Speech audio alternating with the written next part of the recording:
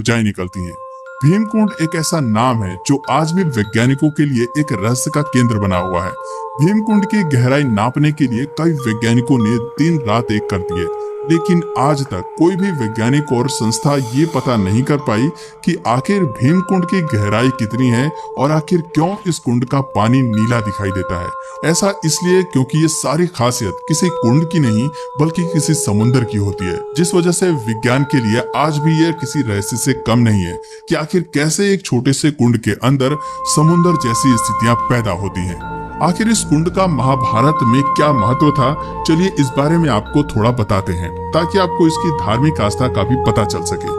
दरअसल ऐसा माना जाता है कि पांडव जब अज्ञातवास में रह रहे थे तब उन्होंने अपना कुछ समय भीमकुंड के आसपास गुजारा था, क्योंकि ये पूरा इलाका पथरीला है और चारों तरफ पहाड़ियां हैं, इसलिए यहाँ कोई आता जाता नहीं था। कहते हैं कि कई दिनों तक घूमते घूमते द्रौपदी को जब प्यास लगी तो पांडवों ने इधर उधर पानी की तलाश की, लेकिन आखिरकार जब उन्हें कहीं पर भी पानी नहीं मिला तो भीम ने अपनी गदा से एक चट्टान में जोरदार प्रहार किया और उसके नीचे से एक बड़ा सा जलाशय निकला। मगर उस जलाशय के अंदर जाने के लिए कोई रास्ता नहीं था और इसलिए अर्जुन ने अपने बाणों का प्रयोग करते हुए वहां एक रास्ता बनाया और इस तरह न सिर्फ द्रौपदी ने बल्कि पांचों पांडवों ने भी अपनी प्यास बुझाई। और चूंकि ये कुंड भीम द्वारा बनाया गया था इसलिए इसे भीम कुंड कहा जाता है। भीम कुंड 40 से 80 मीटर चौड़ा है और ये कुंड देखने में बिल्कुल एक गदा के जैसा दिखाई देता है। भीम कुंड के चारों तरफ आज भी कुछ निर्माण कार्य दिखाई देते हैं जो इस बात का प्रतीक है कि पांडवों ने भीम कुंड के अंदर लगभग 1 वर्ष तक का समय बिताया था और शायद कुछ समय के लिए यहाँ तपस्या भी की थी।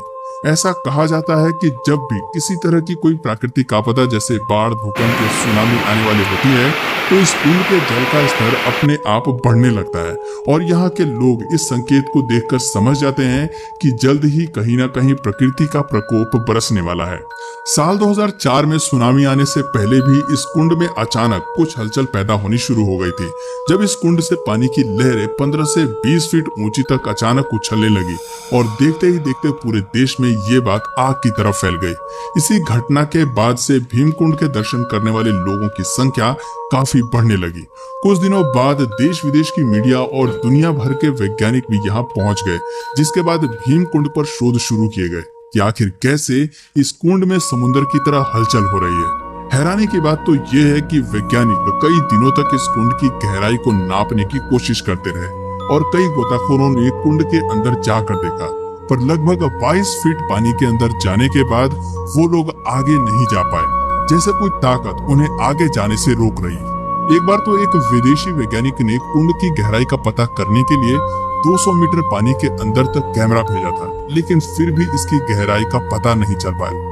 वैज्ञानिकों का कहना था कि इसकी गहराई नापना संभव नहीं है।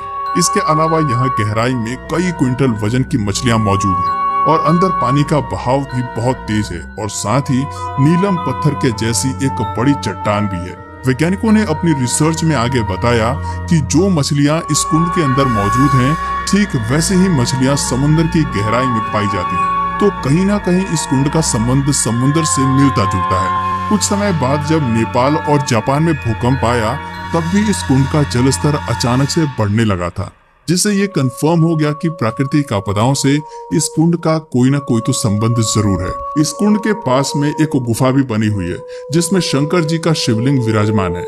यहाँ पर आने वाले लोग इन्हीं की पूजा करते हैं। ऐसी भी मान्यता है कि इस कुंड में स्नान करने से सभी प्रकार के रोग दूर हो जाते हैं, इसलिए लोग इस कुंड का जल बोतल में भरकर ले जाते हैं, क्योंकि ऐसा भी कहा जाता है कि इस कुंड का पानी गंगा जल के समान पवित्र है। ऐसा कई सालों में देखा गया है कि गंगा के जल की तरह ही भीमकुंड के जल में भी कभी कीड़े नहीं पड़ते, बल्कि हिमालय पर्वत से कोई भी संबंध न होने के बावजूद इसका जल हिमालय से निकलने वाली गंगा की तरह ही मिनरल वाटर जैसा होता है। ये एक अनंत स्रोत की तरह है जिसका पानी कितना भी उपयोग में ले लिया जाए लेकिन इसका स्तर सामान्य ही रहता है। एक बार तो राज्य सरकार ने इस कुंड को खाली करने के लिए यहाँ वाटर पंप लगवाकर कई दिनों तक इसका पानी बाहर निकलवाया था, लेकिन इसके बावजूद भी भीमकुंड के जल स्तर पर कोई प्रभाव नहीं पड़ा। वो जितना पहले था हजारों लीटर पानी निकालने के बाद भी उतना ही रहा। आमतौर पर ठहरा हुआ पानी गंदा हो जाता है, लेकिन भीमकुंड का पानी ठहरा हुआ होने के बावजूद भी बिल्कुल साफ और पारदर्शी है। इसलिए लोग इसका प्रयोग पीने के लिए करते हैं। इस कुंड के अद्भुत जल के विषय में एक और चीज कही जाती है कि चाहे पीने वाले व्यक्ति को कितनी भी प्यास लगी हो, अगर इस कुंड का मात्र 3 बूंद जल भी उसने ग्रहण कर लिया तो इंसान की पूरी प्यास बुझ सकती है। इस कुंड से जुड़ी हुई एक और हैरान करने वाली बात यह है कि इसमें डूबने वाले व्यक्ति का मृत शरीर कभी नहीं मिल पाता। आमतौर पर जब भी कोई व्यक्ति पानी में डूब जाता है तो कुछ वक्त के बाद उसका शरीर फूलकर पानी की सतह पर तैरने लगता है, लेकिन इस कुंड में आज तक जो भी डूबा है उसका शरीर कभी भी बाहर नहीं आया है और गोताखोरों द्वारा कुंड के अंदर जाकर ढूंढने पर भी किसी का शव नहीं मिला।